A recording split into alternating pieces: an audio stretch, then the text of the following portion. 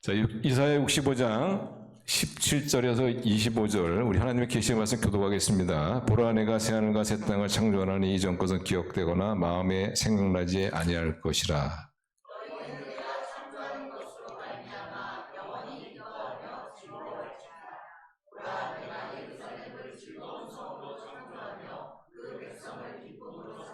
내가 예루살렘을 즐거워하며 나의 백성을 기뻐하리니 우는 소리와 부르짖는 소리가 그 가운데서 다시는 들리지 아니할 것이며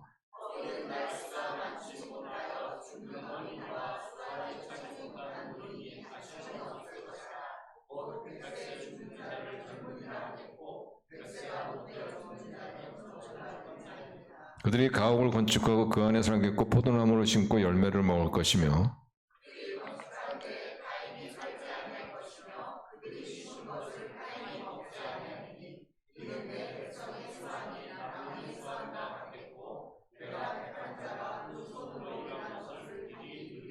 그들의 수고가 헛되지 않겠고 그들이 생산한 것이 재난을 당하지 아니하리니 그들은 여호와의 복된 자의 자손이요 그들의 후손도 그들과 같을 것임이니라.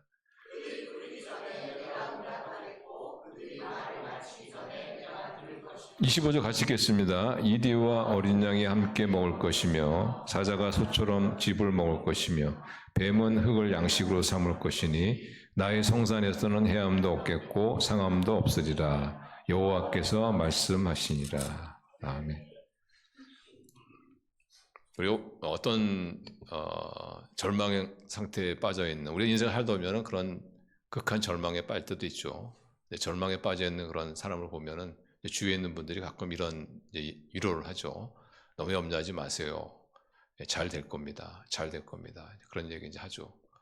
근데 이런 얘기를 하시는 분도 사실 그것이 정말 잘 될 거라고 믿고 그런 말을 하는 건 아닌 것 같아요. 그냥 위로의 차원에서 달리 위로할 길이 없으니까 그냥 염려 마시고 잘 될 거라는 그런 위로의 차원에서 하는 말이지 정말 잘 될 것이라는 그런 믿음을 갖고 얘기하는 사람은 많지 않은 것 같습니다.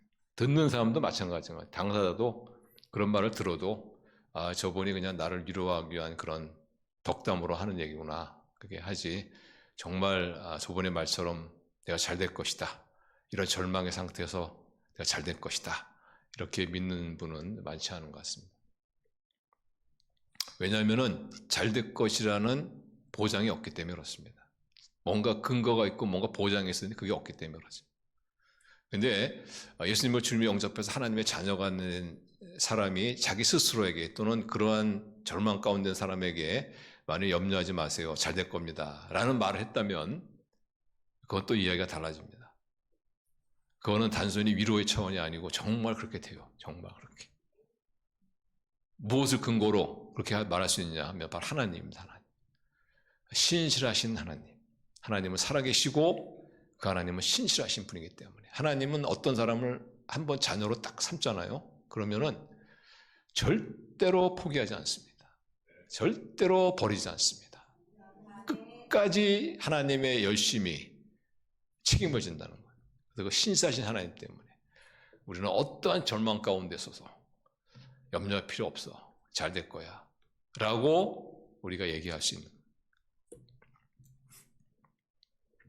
사실 하나님은 신실하지만 우리 인간은 그렇지 못하죠. 인간은 신실하지 못하잖아요. 변덕스럽지 않습니까? 그래서 어떻게 서로 좋아가지고 막 그냥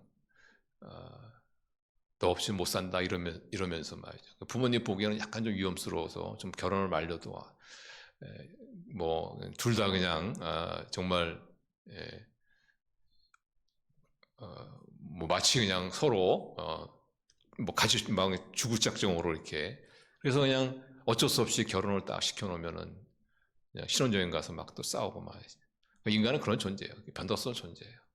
사업도 동업도 마찬가지입니다. 동업할 때는 어려운 일을 당하면은 내가 희생하겠다, 내가 더 손해 보겠다. 그렇게 아무리 다짐하고 각서를 쓰고 해도 막상 그런 상황이 딱 되면은 사람이 변하죠. 변합니다. 어떻게 하면 덜 손해를 볼까? 그래서 막 수단과 방법을 가하지 않는. 그 인간은 변덕스럽고 인간은 신실하지 못하죠. 그러나 하나님은 그렇지 않다. 우리 하나님은 신실하신 하나님. 신실하다는 것은 무슨 말이에요? 약속하신 것은 반드시 지키신 하나님이에요. 그래서 하나님께서 어떤 사람을 하나님의 영원한 자녀로 삼으시면은 하나님께서 그 자녀를 끝까지 책임지신다. 그래서 이런 하나님이 있기 때문에 우리는 어떠한 절망적인 상황에 있더라도 우리는 밝은 미래를 바라볼 수가 있는 거예요. 밝은 미래를 그리면서 소망의 눈을 반짝반짝 하면서 그 미래를 우리가 바라볼 수가 있는 거예요. 오늘 본 말씀은 사실 이스라엘 백성이 아주 절망적인 상태에 있는 것을 볼 수가 있습니다. 영적으로 이스라엘 백성은 타락할 대로 타락했죠. 그래서 하나님을 버리고 우상을 아주 음란하게 섬겼던, 아주 윤리적으로 도덕적으로도 그냥 타락한 그런 상태입니다. 그래서 자기의 풍요를 위해서 자기 자식을 그 불의 제단에 던져져서 제물로 바치는, 참 말도 안 되는 얘기죠. 그 정도로 이스라엘 백성이 타락했어요. 그래서 하나님께서는 그들에게 선자를 보내서 회개를 촉구합니다. 하나님께로 돌아오라. 근데 그들이 회개하지 않고 하나님의 경고를 무시하죠. 나중에는 하나님께서 그 강도를 더하셔서 국가적인 재앙을 하나님이 경고하십니다. 국가적인 재앙. 그런데도 이스라엘 백성이 그 경고를 무시하고 돌아오지 않아요. 극히 하나님께서 오늘 본문에는 이제 마지막 정말 절망적인 상황을 하나님이 말씀하시죠. 너희들의 외세의 침입을 받아서 나라가 망하고 그리고 나라의 기강이 무너지고, 그러니까 한마디로 말하면 이 나라가 다 초토화 될 거다. 그 말씀이 이사야 65장 12절에 나옵니다. 이사야 6장 12절을 한번 보세요. 한번 같이 읽겠습니다. 시작. 내가 너희를 칼에 붙일 것인즉 다 굽부리고 죽임을 당하리니 이는 내가 불러도 너희가 대답하지 아니하며 내가 말하여도 듣지 아니하고 나의 눈에 악을 행하였으며 내가 즐겨하지 않은 일을 택하였습니다. 지금 이 하나님의 말씀은 뭐냐면 한마디로 말하면 영적으로 도덕적으로 그 이스라엘 백성이 거의 절망에 빠졌다는 거예요. 그런데 이런 절망 가운데 있는데 그 소망의 예언이 등장합니다. 소망의 메시지가 등장해요. 그것이 바로 우리가 읽었던 본문 17절부터 25절까지. 17절부터 25절까지를 여러분이 한번 집에 가셔서 곰곰이 한번 묵상해 보시면은 다 축복이에요. 축복. 다 축복입니다. 뭐 정리해서 말씀드리면은 건강과 장수 복을 얘기하고 있고, 풍요와 평안함, 평화를 복을 이야기하고 있고, 기도 응답을 이야기하고 있고, 그리고 자연 질서 회복을 지금 오늘 우리가 읽었던 본 말씀이 그 말씀이에요. 다시 말하면 축복에 대한 예언입니다. 그러니까 그들의 죄로 하나님을 배신함으로 말미암아 그들 스스로 자초했던 그런 절망 가운데 있는 이스라엘 백성을 향한 하나님의 메시지가 뭐냐면은 그들을 버리겠다는 게 아니에요. 이제 너희들 지겹다. 내가 너희들을 갖다 버리겠다. 이런 뜻이 아니에요. 오히려 축복하겠다는 거죠. 소망의 메시지를 한다. 그런데 이 메시지, 이 하나님의 축복에 대한 예언을 갖다가 또 보면은 더 놀라운 것은 뭐냐면 조건이 없어요. 조건이. 네가 이렇게 해주겠다는 조건이 없어요. 그러니까 하나님의 일방적인 약속이에요. 그러니까 자신을 배신한 이스라엘 백성을 향해서 하나님께서 일방적으로 내가 너희의 삶을 이렇게 복되게 하겠다. 그래서 그 17절도 보시면 내가가 강조했죠. 첫째 하나님이 내가. 18절도 19절도 보시면 내가 장구하게 하고 너희 나를 길게 하고 그리고 너희로 하여금 소산물을 먹게 하고 외세의 침입부터 너희를 지켜주고 너희가 부르짖으면 내가 속히 응답하고 그리고 그렇죠? 이리와 사자가 함께 뒹구는 이런 어떤 자연 질서의 회복 이런 것들. 왜 하나님께서 자신을 배신한 이스라엘 백성을 버리지 아니하시고 이런 오히려 이들을 회복시키고 축복하시는 이런 말씀하셨느냐? 그것이 바로 하나님의 신실하심 때문에 그렇습니다. 하나님은 한번 어떤 사람이건 자녀로 삼으시면은 절대 포기하지 않는다. 절대 버리지 않는다.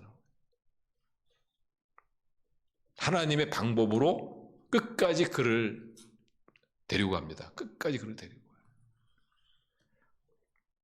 그래서 이런 신실하심을 사도 바울은 이렇게 찬양하죠. 디모데후서 2장 13절 보시면은 자, 같이 읽어요. 시작. 우리는 미쁨이 없을지라도 주는 항상 미쁘시니 자기를 부인하실 수 없으시니라. 우리는 신실하지 못하더라도 그분은 언제나 신실하십니다. 그분은 자기를 부인할 수 없으시기 때문입니다. 하나님의 신실하심과 하나님이 신실하지 않다면 그것은 하나님이 아니죠. 하나님 자신을 부인하는 거예요. 그래서 우리는 어떠한 절망 가운데 그것이 설사 나의 실수와 나의 범죄함으로 말미암아 절망 가운데 있더라도 우리는 절망할 필요가 없다. 정말 저와 여러분이 하나님의 자녀라면. 왜냐하면 하나님은 신실하신 분이기 때문에. 그래서 자신을 배신한 이스라엘 백성을 버리지 아니하시고 끝까지 어떻게든 저들을 붙들고 있는 그 하나님의 신실하심. 근데 그 당시 이스라엘 백성은 오늘날 누굽니까? 그 당시 하나님의 백성은 오늘날 누구예요? 저 여러분이죠. 예수 그리스도로 주임으로 영접해서 하나님의 자녀가 된 사람. 그래서 베드로전서 2장 9절을 이렇게 말해요. 베드로전서 2장 9절 같이 읽어요. 시작. 오직 너희는 택하신 족속이요 왕같은 제장들이요 거룩한 나라요 그의 소유된 백성이니 이는 너희를 어두운 데서 불러내어 그의 기이한 빛에 들어가게 하신 자의 아름다운 덕을 선전하게 하려 하심이라. 그래서 우리는 신실하지 않더라도 하나님은 신실하기 때문에 우리가 어떠한 절망 가운데 있더라도 우리는 소망을 가질 수가 있다. 그래서 우리는 얘기할 수 있는 거예요. 염려하지 마세요. 잘 될 겁니다. 이렇게 얘기할 수 있는 사람, 이런 사람 하나님의 자녀만이 가능하다. 우리가 인생을 살다 보면 어떤 때는 정말 꼬일 대로 꼬여가지고 해결할 수 없을 것 같은 그런 꼬임의 관계의 어려움을 우리가 가질 때도 있고 또 직장 생활도 그렇고 사업도 그렇고 정말 어떻게 미래가 보이지 않는 그냥 암담한 그런 어떤 절망 가운데 들어갈 수 있고 때로는 육체적으로 어떻게 현대의학으로 어떻게 해결할 수 없는 그런 질병을 안고 살아가는 그런 절망 가운데 들어갈 수가 있다. 그래서 어떤 순간에는 정말 사실 죽었으면 좋겠다 하는 그런 깊은 절망 가운데 들어갈 수 있죠. 그런데 그런 가운데 있더라도 우리는 염려할 필요 없다는 거예요. 잘 될 겁니다. 잘 될 겁니다. 그래서 반짝반짝하는 눈을 가지고 소망, 미래를 바라보는 왜 그것이 가능합니까? 하나님의 신실하심 때문에. 하나님의 신실하심 때문에. 어쩌면 우리 가운데는 하나님의 신실하심에 대해서 좀 이렇게 의문을 가지고 계신 분도 계시고 그럽니다. 왜냐하면은 어떤 분이 질병이 있어서 본인도 열심히 기도하고 주위 사람도 열심히 기도했는데 결국은 그분이 돌아가셨구나. 그런 것들을 보면서 정말 하나님이 살아계시고 하나님 정말 신실하신 분이신가. 예수님을 잘 믿는데 경제적인 어려움에서 벗어나지 못하고 계속 허덕이는 그런 분들을 이렇게 보게 되면은 정말 하나님이 정말 계신가. 저렇게 정말 믿음을 지키려고 애를 쓰는데 왜 저렇게 어려운 가운데 놔두실까? 그래서 하나님의 신실하심에 대해서 뭔가 의문을 가질 수가 있어요. 그러면 하나님이 신실하지 않은가? 그렇지 않습니다. 하나님이 절대적으로 신실하신 분이십니다. 그럼 우리는 왜 하나님의 신실함에 대한 그런 의문을 갖게 되는가? 그건 저는 그 이유 중에 한 가지 그런 것 같아요. 사실상 하나님의 그 역사, 하나님의 기적을 주위에 있는 분들이 많이 체험해요, 사실. 근데 그거는 잘 눈에 들어오지 않고 또는 잘 기억되지 않고 하나님의 은혜를 구했지만은 받지 못한 것 같은 그런 분들은 오랫동안 기억에 남고 또 그런 분들이 눈에 잘 들어오기 때문에 아마 그런 것이 아닌가. 근데 사실 더 큰 이유는 하나님의 신실하심에 대해서 의문을 갖게 된 더 큰 이유는 뭐냐면 우리의 인생관이 잘못됐기 때문에. 우리의 인생관은 보통 일생. 그러니까 모태로부터 나와서 죽을 때까지 그 기간, 그 기간을 우리 인생이라고 하죠. 근데 그 인생은 일생이 아니에요. 인생은 삼생입니다. 삼생. 근데 우리는 잘못된 인생관, 즉 일생의 인생관을 가지고 있습니다. 그러나 인생은 일생이 아니고 삼생입니다. 삼생. 인생은 삼생이다. 따라하고요. 인생은 삼생이다. 인생은 삼생이에요. 그래서 어머니 모태에서의 9개월, 10개월을 갖다가 우리는 일생이라고 그러고, 어머니 모태로부터 나와서 죽을 때까지를 이생이라고 그러고, 죽음 이후의 영원한 삶을 삼생이라고 합니다. 그래서 우리가 이 삼생이라는 바른 인생관을 갖게 되면은 하나님에 대한 신실함에 대한 의문을 가질 수가 없어요. 근데 우리는 인생관이 너무 좁아. 그냥 우리가 눈 뜨고 살아있는 요것만 인생으로 아니까 하나님의 신실함에 대한 의문을 갖게 되는 거예요.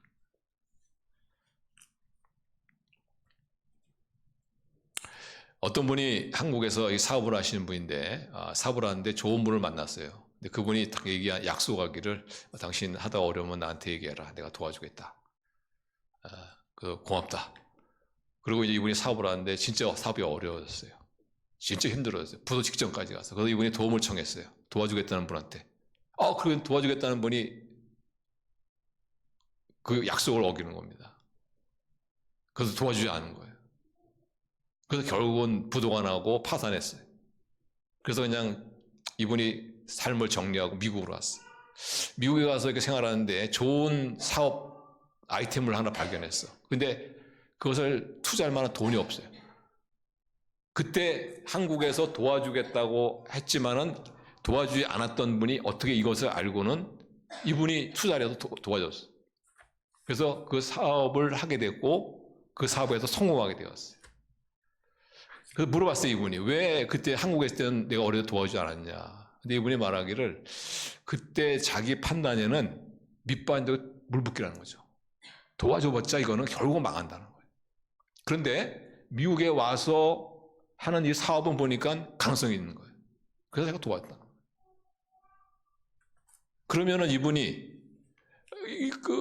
한국에 있었을 때는 도와주지 않았던 분이 미국에 와서 이 도움을 통해 가지고 성공했으면은 한국에서 도와주지 않았던 거 가지고 원망하겠습니까? 그렇지 않죠. 오히려 그분의 지혜를 정말 칭찬하고 우리도 감사하지 않겠습니까?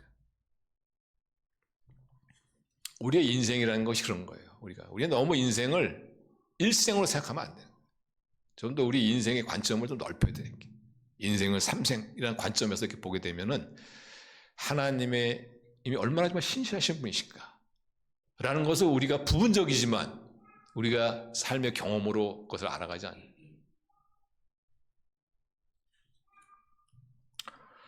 그래서 우리가 인생을 살다 보면은 계속 반복적인 어떤 실수를 할 수 있고 또 좀 벗어날 수 없는 그런 절망 가운데도 어쩜 들어갈 수가 있거든요. 근데 그때도 우리는 절대 절망할 필요가 없어요. 너무 또 막 염려할 필요도 없어요. 뭐 염려는 안 할 수 없겠지만은 우리는 그런 가운데서도 우리 신실하신 하나님으로 말미암아 새하늘과 새 땅의 삶, 다시 말하면 새로운 삶, 미래를 향한 그런 삶을 소망하시는 그런 저와 여러분이 될 수 있기를 바랍니다. 그래서 이스라엘 백성이 지금 자신의 범죄함으로 말미암아 절망 가운데 있었지만은 그러나 이스라엘 백성을 향한 하나님의 그 소망의 메시지는 바로 새하늘과 새 땅의 삶 아닙니까? 그 17절 보시면 이렇게 나오잖아요. 여기는 없지만은 보라, 내가 새하늘과 새 땅을 창조하나니. 스스로의 범죄함으로 말미암아 절망에 빠졌는 이스라엘 백성을 향한 하나님의 소망의 메시지예요. 내가 너의 삶에 새하늘과 새 땅의 삶을 주겠다는 거예요. 그러면 이 새하늘과 새 땅, 이스라엘 백성에게 약속한 이 새하늘과 새 땅의 삶은 언제 시작이 되는가? 새하늘과 새 땅이라는 이 단어가 다시 등장하는 그 성경이 있죠. 요한계시록입니다. 요한계시록. 자, 요한계시록 21장 1절 보세요. 가실까요? 시작. 또 내가 새하늘과 새 땅을 보니 처음 하늘과 처음 땅이 없어졌고 바다도 다시 있지 않더라. 자, 여기서 새하늘과 새 땅이 나오죠. 이사야에서도 새하늘과 새 땅을 얘기하고 요한계시록에서 새하늘과 새 땅을 얘기하는데 이사야에서 얘기하는 새하늘과 새 땅과 요한계시록에서 이야기하는 새하늘과 새 땅은 같은 새하늘과 새 땅이 아닙니다. 좀 다른 거예요. 다른.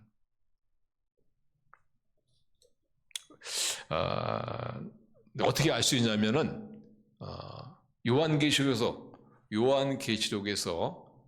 요한계시록에서 얘기하는 새하늘과 새 땅의 특징은 뭐냐면 영원한 삶이죠. 거긴 영원한 죽음이 없어요. 죽음이.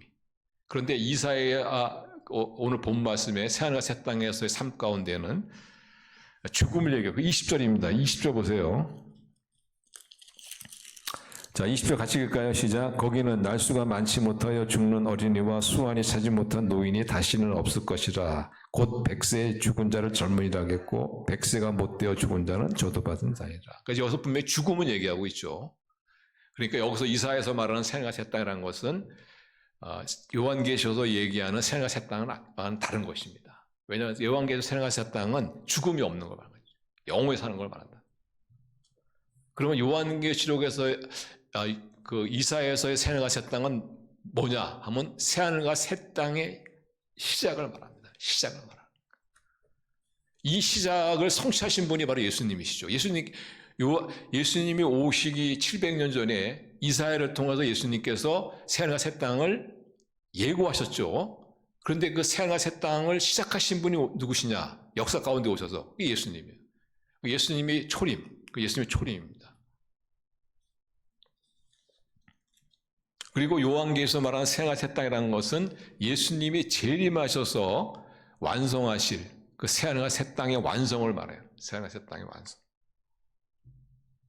그러니까 예수님께서는 이사야에서 예언한 새하늘과 새 땅을 인간으로 오셔서 시작하셨고 예수님께서 재림하심을 통해서 이제 그 새하늘과 새 땅을 완성하십니다.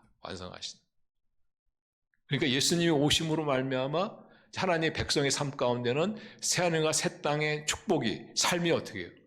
시작되었다는 거죠. 시작되었다. 그리고 이러한 삶이 완성되는 것이 언제냐? 예수님이 다시 재림하실 때. 그때 하나님 나라가 완성이 되는 거예요. 그런데 이사야에서 얘기하는 새하늘과 새 땅의 시작은 어떻게 시작이 되냐면은 바로 인간을 새로운 존재로 만들면서 시작되는 거예요.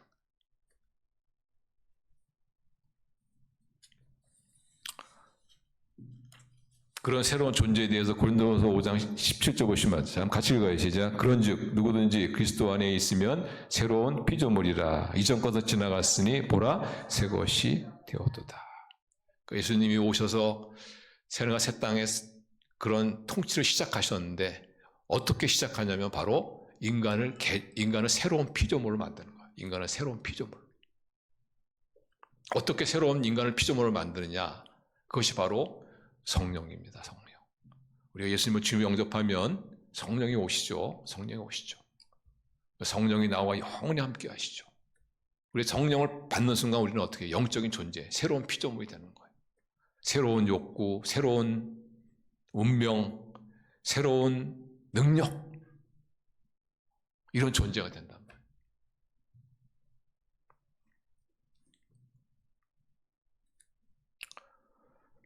그래서 하나님께서 보시면은 처음에는 어떻게 해요? 하나님께서 하늘과 땅을 먼저 만드셨죠. 그리고 맨 마지막에 인간을 만드셨거든요.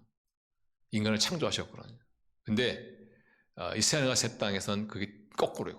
먼저 인간을 창조하십니다. 인간을 새로운 피조물로 예수 그리스도를 통해서 새로운 피조물을 만드시고 그 다음에 이제 새하늘과 새 땅을 만드십니다.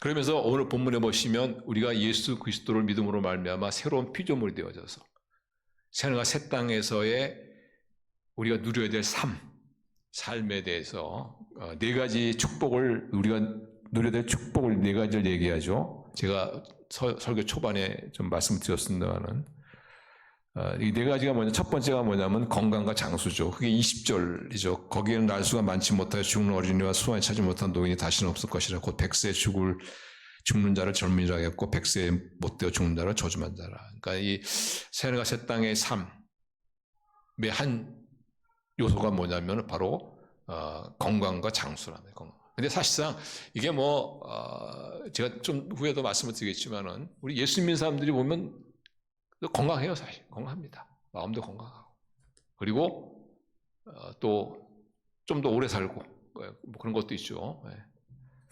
그리고 두 번째가 뭐냐면 평화와 풍요함이죠. 평화와 풍요함. 그래서 21절 보시면 그들이 가옥을 건축하고 그 안에 살겠고 포도나무를 심고 열매를 먹을 것이며 그들이 건축한 데 타인이 살지 않을 것이며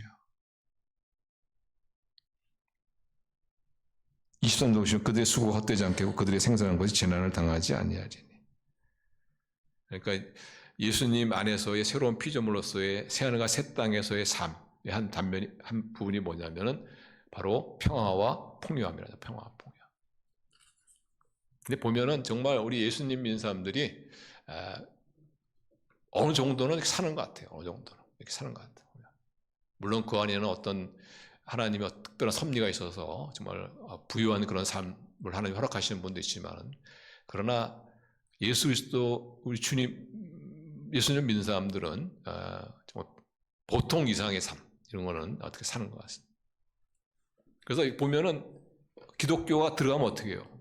발전합니다. 경제도 발전하고 문화도 발전하고.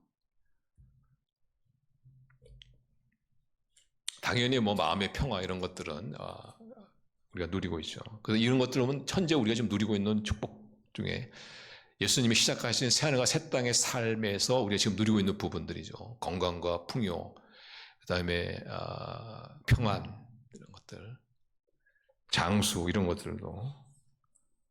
그다음에 우리가 또한 현재 누리고 있는 것 중에 하나가 이제 기도응답이죠. 기도응답. 이 기도응답에 대해서는 24절 보시죠. 자, 24절 같이 읽을까요? 시작. 그들이 부르기 전에 내가 응답하겠고 그들이 말을 마치기 전에 내가 들을 것이며. 기도의 즉각적인 응답을 예수님께서 약속하신 것을 볼 수가 있습니다. 이것도 지금 우리가 누리고 있는 축복 중에 하나죠. 사실 이스라엘 백성이 이 지금 시점에서 가장 힘든 것은 뭐냐면 바로 하나님의 침묵입니다. 그들이 고난 가운데 역경 가운데 힘들어서 하나님께 부르짖지만은 하나님께서 일절 그들에 대해서 응답하지 않는 거예요. 그 12절 다시 보시면 이렇게 말하죠. 11절 다시 보시면 여호와의 일이 일어가는 주께서 오히려 스스로 억제하시리까 주께서 오히려 잠잠하시고 우리로 심한 괴로움을 받게 하시리까. 그래서 이스라엘 백성에게는 정말 힘든 것이 하나님의 침묵이었는데, 근데 예수님이 오심으로 말미암아 이제는 우리는 어떻게 해요? 하나님께 구할 수 있고, 그럼 하나님께서 백성들의 그 기도에 응답해 주시는 그런 기도 응답의 축복, 이것을 새하늘과 새 땅에 속해 있는 하나님의 자녀들이 누리는 것입니다. 그래서 이런 하나님의 신실하심, 그리고 우리 하나님은 전능하신 분 아니십니까? 사막에 강을 내시고 광야에 길을 내시고, 없으면 길을 하나님 만드세요. 없으면 하나님 길을 만드시는 분이에요. 그래서 그런 하나님의 통치 아래에 있는 새하늘과 새 땅에 속해 있는 우리 백성들은 마땅히 그 하나님께 나가서 응답받는 그런 복을 누려야 되는 것입니다. 그래서 여러분 그런 상황에 있으면은 기도하세요. 기도하시기 바랍니다. 하나님 계십니까? 하나님 뭐 하십니까? 이렇게 그런 쓸데없는 기도하지 마시고, 그 무슨 쓸데없는 기도를 합니다. 하지 마시고, 하나님 도와주십시오. 하나님, 저는 하나님을 믿습니다. 하나님, 우리가 기도를 해야 하나님도 뭐 주시죠. 우리 구하지 않는데 하나님이 주시고 싶어 주시지 못하잖아요. 우리가 구해야 우리가 하나님이 주시니까.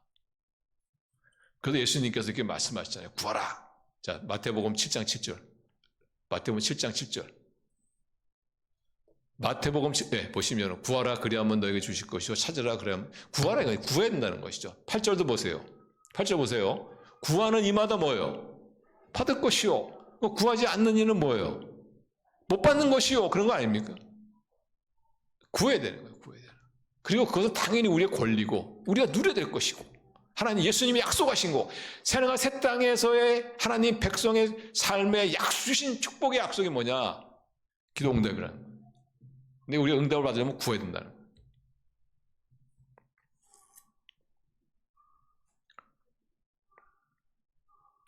하나님 정말 살아계세요. 뭐하고 그렇게 하지 마시고 하나님께 구하시기를 바랍니다. 자, 마태복음 6장 8절도 그렇잖아요. 그러므로 저희를 본받지 말라 구하기 전에 너에게 있어야 할 것을 하나님 너희 아버지께서 아시느니라. 그 다음에 가장 늦게 실현될 거지만은 이사야의 새하늘과 새 땅에서의 삶의 약속한 축복이 뭐냐면 바로 자연 질서의 회복입니다. 지금은 그게 아직은 실현되지 않았죠. 그러나 장차, 이것은 장차 이제 실현되는. 그래서 25절 보세요. 25절 이리와 어린 양이 함께 먹을 것이며 사자가 소처럼 짚을 먹을 것이며 뱀은 흙을 양식으로 삼을 것이니 나의 성산에는 해함도 없겠고 상함도 없으리라 여호와께서 말씀하시니라. 어떤 식으로 결말이 날지는 모르지만은 곰은 잡식동물이죠. 네. 그런데 이 곰과에 속해 있는 판다라는 거, 판다고 아시죠? 판다고. 판다고 뭐냐면 대나무 잎을 먹거든요. 초식동물. 그래서 이런 것을 보면 아마 이 잡식동물 또는 육식동물이 이렇게 초식동물로 변화시키면서 자연질서가 회복되는 것들이 실현되지 않을까 하는 것을 생각할 수가 있어요. 그런데 중요한 건 이겁니다. 중요한 거는 지금 이사야에서 약속한 이 복은 소위 말하면 세상복이에요. 세상복. 근데 이제 세상복 그러면은 조금 부정적인 그런 생각을 가지고 있는 분들이 있어요. 근데 세상적인 복을 구하는 것이 나쁜 게 아니에요. 왜냐하면 하나님은 복 주기를 원하시는 분이기 때문에 그렇게 복을 주시길 원하는데 우리가 세상복이라고 해서 우리가 그것을 그거는 아닙니다. 그거는 잘못된 겁니다. 이렇게 하면 하나님이 얼마나 속상하시겠어요. 근데 세상복이 문제가 왜 되냐면은 세상복과 우리는 어떤 기복신앙이라고 하지 않습니까? 기복신앙. 근데 세상복이 기복신앙이 되는 이유가 뭐냐면은 세상복을 최고의 복이라고 생각하니까 그게 문제예요. 세상복을 최고의 복이라고 생각하면 그게 기복신앙이에요. 그게 잘못된 거예요. 근데 세상복이라는 것은 우리가 구하면 하나님 주십니다. 필요하시면 주시는 거예요. 왜냐하면 이사야에서 약속한 이 복이 다 세상복이거든요. 이게.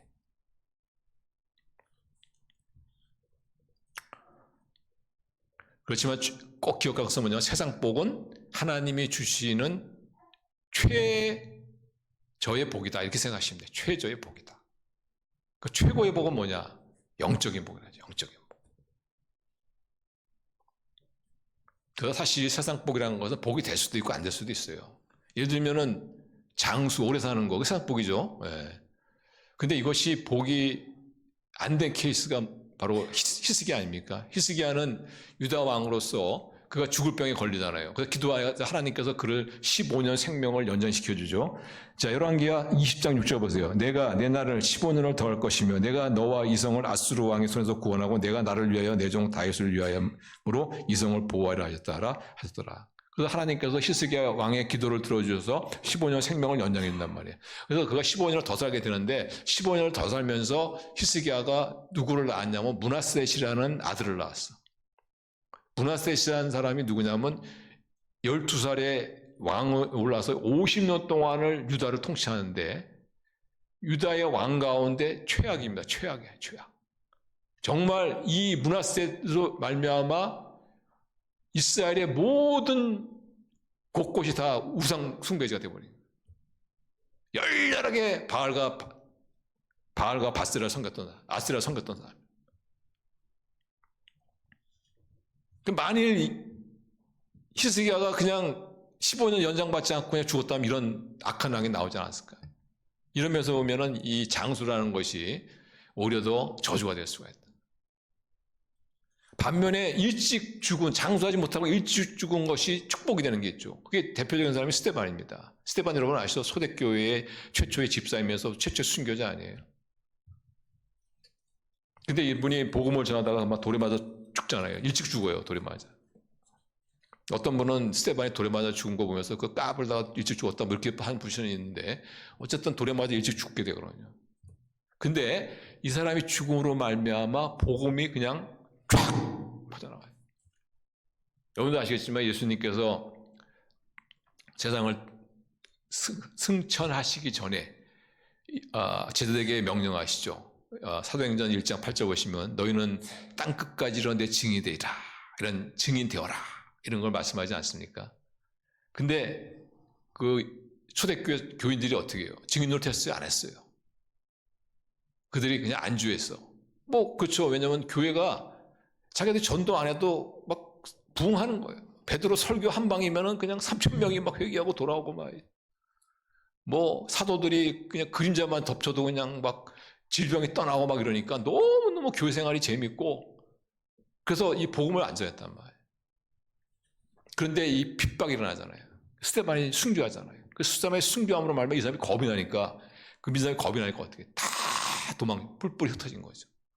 흩어지면서 그냥 흩어진 게 아니라 복음을 전했다는. 그 사도행전 8장 4절 보세요. 8장 4절. 자, 한번 8장 4절. 같이 읽어요. 시작. 그 흩어진 사람들이 두루다니며 복음의 말씀을 전할세. 그래서 스데반은 장수하지 못하고 요도를 했지만 이 스데반의 순교가 하나의 기폭제가 되어져서 정말 세계 곳곳에 복음의 증거 되어지는. 그러고 보면은 오히려 요절한 것이 정말 놀라운 역사, 하나님의 역사를 가져오고 축복을 가져온 것을 볼 수. 그래서 우리가 항상 기억할 는 이것입니다. 우리는 마땅히 새하늘과 새 땅에서의 그런 하나님의 백성으로서 우리는 그 건강과 장수 또는 평화와 풍요함을 우리가 누릴 수 있는 권리가 있어요. 그러나 그것이 최고의 복은 아니라. 그래서 그것이 최고의 복으로 알고 그것을 추구하면 뭐가 됩니까? 기복신앙이 되는 거예요. 기복신. 잘못된 신앙이.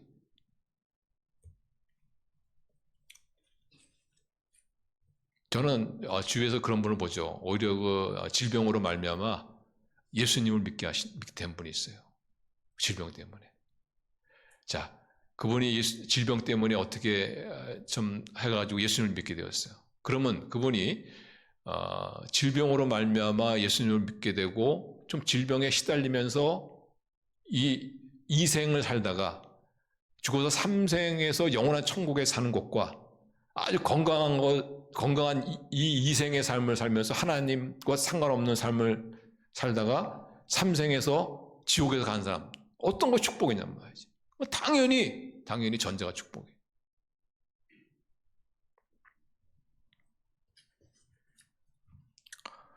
저는 이렇게 보면 주위에 예수님을 정말 잘 믿는데 물질적인 그런 어려움에서 헤어나지 못하는 분을 볼 수가 있어요.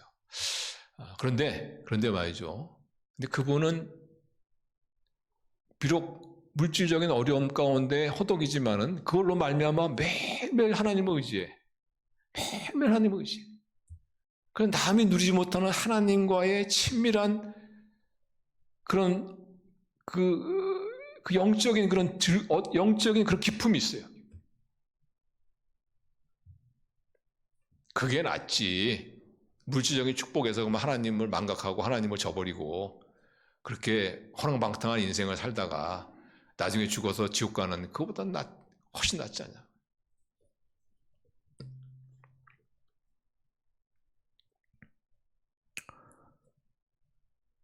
제가 아는 어느 40대 중반인데 이분이 폐암 말기에 걸렸어요.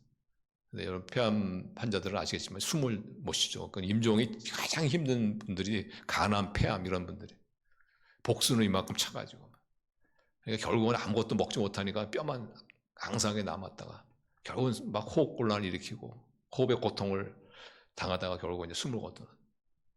근데 이 말기니까 얼마나 복수가 많이 차고 숨도 제대로 못 쉬고 얼마나 괴롭겠어요.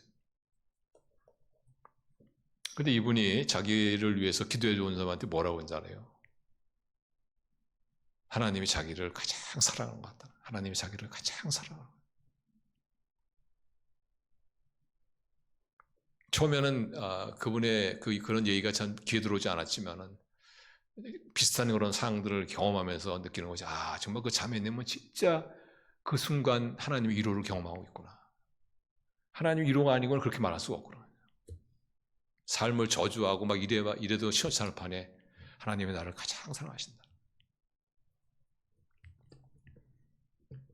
제가 아는 또 어떤 분은 그분도 그 간 경화로 말미암아 예수님을 믿게 된 분이야. 이분이. 근데 예수님을 믿고 나서 얼마나 좋은지 말이죠. 교회에 열심히 충성하고. 제가 그분의 임종을 제가 지켜봤어요. 근데 정말 그분도 힘든, 나중에 너무 힘드니까 자기 호흡, 산소기를 떼버리더라고, 스스로. 떼버리더라고. 너무 힘드니. 근데 이분은 그런 상황에서도 할렐루야, 하나님을 찬양합니다. 제가 그 모습 보고 봐야죠. 야, 나도 죽어도 저렇게 좀 죽었으면 좋겠다. 너무 멋있니까.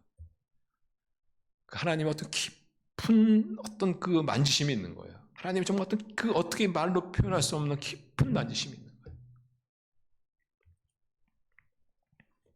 그 영적인 그 하늘 보기죠, 하늘 보기. 우리도 그렇지 않습니까? 세상의 부귀와 영화를 버리고 하나님 나라를 위해서 애를 쓰고 그런 가운데서 또는 희생하고 또는 어려움도 당하고 그런 가운데서도 하나님이 주시는 위로를 맛보는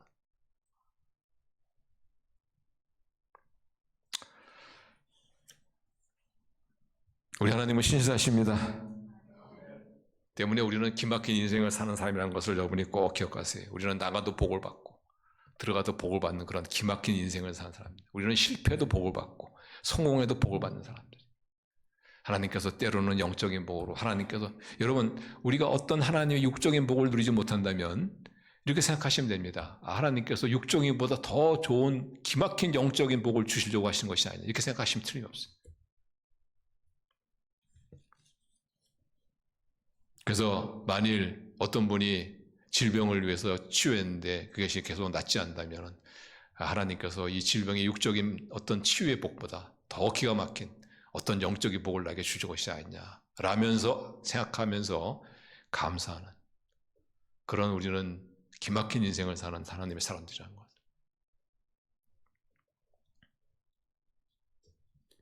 그래서 우리는 이 신실하신 하나님 때문에 우리 어떠한 역경 가운데 어떤 절망 가운데 있더라도 우리는 얘기할 수 있어요. 스스로에게.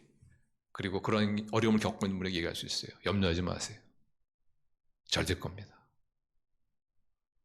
우리 신실하신 하나님을 찬양하는 신실하님을 의지하시고 우리 승리하시는 그런 저 여러분 되시기를 주님으로 축원합니다. 우리 기도합시다.